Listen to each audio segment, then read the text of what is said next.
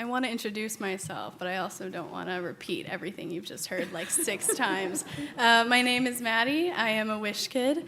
I went to Iceland in April of 2017, and it absolutely changed my life.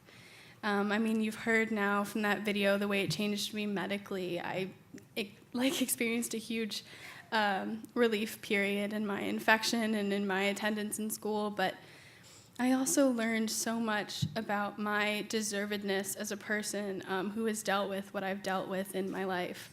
I know none of you are strangers to the difficulty that comes with, don't look at me. I can speak until I'm cognizant of my mom.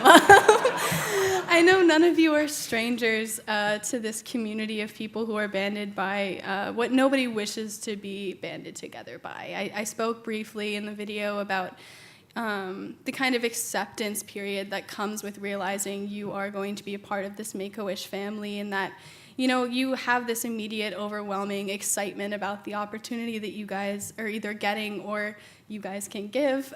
Little plug.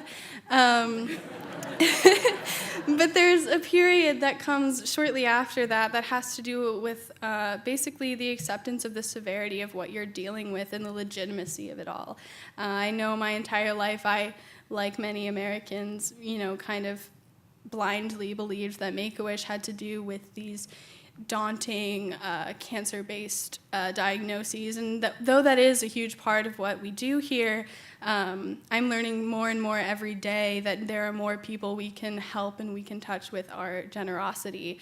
And so when I first found out that I was getting a wish, there was a piece of me that said, no, I'm too healthy for that. I'm not there yet, as if it had to be some detrimental experience. And there was a grace period of me realizing that I was not healthy enough to not deserve it, which was a terrible way for me to say that, and I'm very sorry. But if you can understand what I am trying to articulate in my short period of time is that there was a period of me accepting my illness that I was faced with in accepting this wish, but also a great celebration in the people I was now able to let into my life. I've never met a more generous and compassionate, empathetic, and sympathetic group of people in my entire life. For you guys to even be here tonight, whether you've bid or not, your presence means so much to the kids like myself and the community who isn't here outside of the state of Connecticut, outside of the United States. There are children every day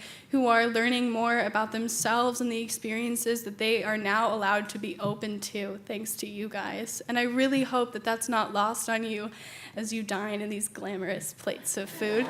That there's so much going on in the world that you are contributing to. And so when you are stuck in traffic on the way to work in the morning, or you're driving home tonight and the valet is taking an hour to get your car, I really want you to just sit and think about all that you watched tonight, all that you were a part of, all that you were able to help unfold, because it's so much bigger than a long line at the valet or a truck on the side of the highway that's kept you up on your way home from work. It's so much bigger than these annoyances that we experience. And it's worth it. So I thank you guys so deeply from the bottom of my heart, from all that you've taught me, that you're teaching the world around us, and that I hope we continue to teach. Thank you.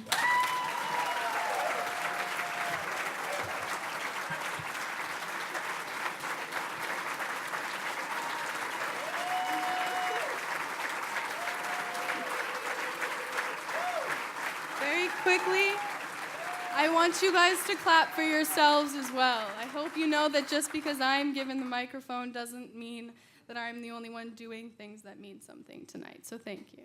For you guys.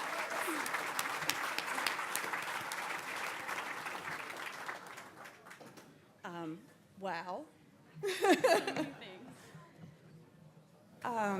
This is my wish.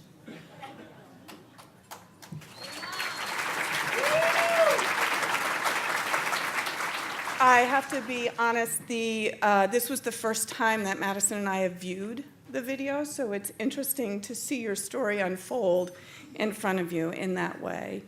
But I do truly mean that all of the children in this room are my wish, as I am sure they are the wish of every parent who's here and not here and waiting to learn more.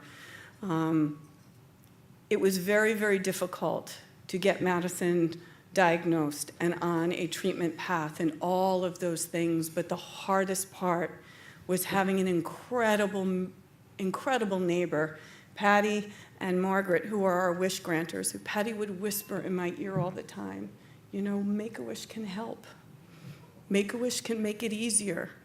But that meant I had to admit that we needed more than medicine at our house. And time again, I looked to the medicine to make it better, and it wasn't happening. As you saw in the video, we live with an IV pole in our house, and we do decorate it for holidays, in case anyone was curious. And I'm guessing that all of the parents who are in the room with me whose children have received wishes or have a niece or a nephew or a neighbor who have been touched by this amazing organization feel the same. We would change places with you in a minute, in a New York minute. Only in New York. Only in New York, because they're the fastest minutes ever. But to be able to stand here with you and know that you feel excited about your future, that you understand what to ask for and how to get to where you need to be as you advocate for yourself and others, as we were able to send her off to college, because that change and evolution in her during that wish time, that's the piece I don't know if people talk enough about. We talk about the wish. Every kid has a great idea on what they want their wish could be. I mean, every time you close your eyes on a birthday and blow out those candles, you have this amazing idea of what your wishes should be. But what Make-A-Wish gives these kids, what I watched them give Madison, was the ability to discern how to ask for what she needs and wants in a way that she could receive it. And that's what makes us all worthy, deserving, and better contributors to the world around us. So when you're thinking about, yeah, there's that word contributor again. Good job, Mads. We can get that plug in, right?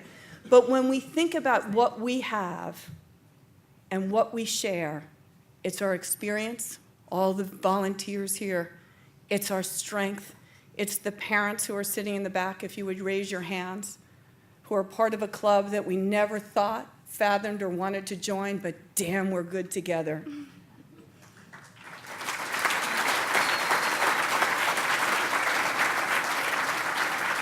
And it is our treasure, and our treasure comes in our volunteer hours and in the way we support those around us who have less than what we have.